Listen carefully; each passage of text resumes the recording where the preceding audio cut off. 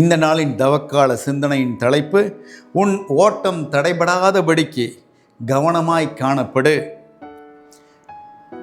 பவுலடிகள் 2 தீமோத்தேயு 4:7 இப்படியாய் சொல்லுகிறார், நான் நல்லதொரு போராட்டத்தில் ஈடுபட்டேன், என் ஓட்டத்தை முடித்து விட்டேன், விசுவாசத்தை காத்து கொண்டேன். என் ஓட்டத்தை முடித்து விட்டேன், விசுவாசத்தை காத்து கொண்டேன் என்று சொல்லுவதை பார்க்க முடிகிறது.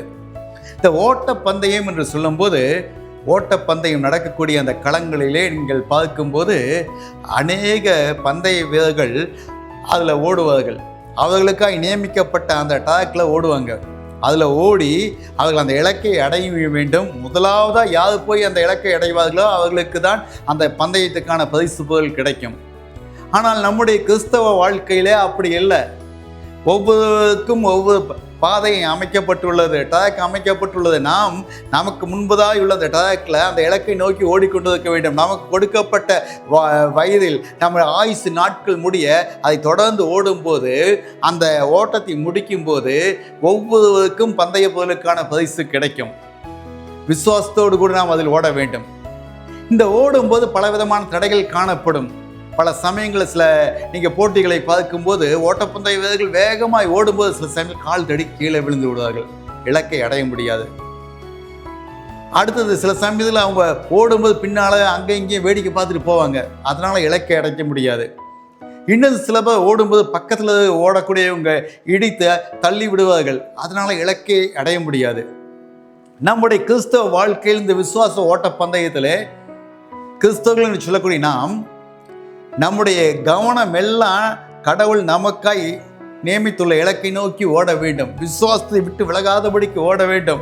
நம்ம விசுவாசத்தை டைவர்ட் பண்ண, கவனத்தை சிதறடிக்க அநேக காரியங்கள் இந்த பூமியில் உண்டு. பணம் இருக்கு, பெண் இருக்கு, உலகத்தின் பொழுதுபோக்குகளுக்கு, கிரிக்கெட் கேம்ஸ் இருக்கு, அதே போல் சினிமா நடிகைகள், சோசியல் மீடியாக்கள் என்று எவ்வளவோ இருக்கு. நம் கவனம் சிதறடிக்கப்படுகிறது. கிறிஸ்துவை நோக்கி நாம் முன் செல்லாதபடிக்கு, விசுவாச வாழ்க்கையில் நடக்க முடியாதபடிக்கு அவைகள் நம்மை தடுமாறி கீழே விழ செய்கிறது.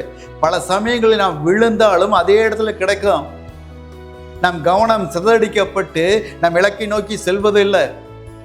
ஆனால் இன்னைக்கு இந்த தவ காலத்தில், இந்த கடைசி நாட்களில் ஆண்டவர் சொல்லக்கூடிய காரியம் என்ன தெரியுமா? நாம் இலக்கு இயேசுவாய் இருக்க வேண்டும். நாம் விசுவாசத்தோடு கூட ஓட வேண்டும். நாம் அப்படி ஓடும்போது தான் கடவுள் நம் மீது வைத்த திட்டங்கள், தீர்மானங்கள் நம் வாழ்க்கையில் நடக்கும். எவ்வளோ திட்டங்களை கடவுள் நம் மீது வைத்து விட்டு அது நம்முடைய வாழ்க்கையில் நடக்க வேண்டும் என்று காத்து கொண்டு வைக்கிறார். ஆகவே இந்த பவுலடிகள் சொன்னதை போல நல்ல போராட்டத்தில் ஈடுபட்டேன், என்னுடைய ஓட்டத்தை முடித்து விட்டேன். அது ஓட்டத்தை சக்ஸஸ்ஃபுல்லாக முடிச்சிட்டார். நானும் நீங்களும், இந்த செய்தி கேட்கக்கூடிய நானும் நீங்களும் நம்ம ஓட்டத்தை சக்ஸஸ்ஃபுல்லாக முடிக்கணும். விசுவாசத்தை காத்துக்கொள்ள வேண்டும். விசுவாசம் இல்லாத கிறிஸ்துவ சந்ததியாக இந்த நாட்களில் அநேக மக்களை பார்க்க முடிகிறது. ஆகவே இன்று நம்மை ஆண்டவருக்கு ஒப்புக் கொடுப்போம். நம்முடைய ஓட்டம் முடியும் போது கிறிஸ்து அதற்கான பரிசு பொருளை கொடுக்க நாம் ஆயத்தமாவோம். நம்மை தகுதிப்படுத்துவோம், ஒப்புக் கொடுப்போம். இயேசுவின் நாமத்தில் பிதாவே, ஆமென்.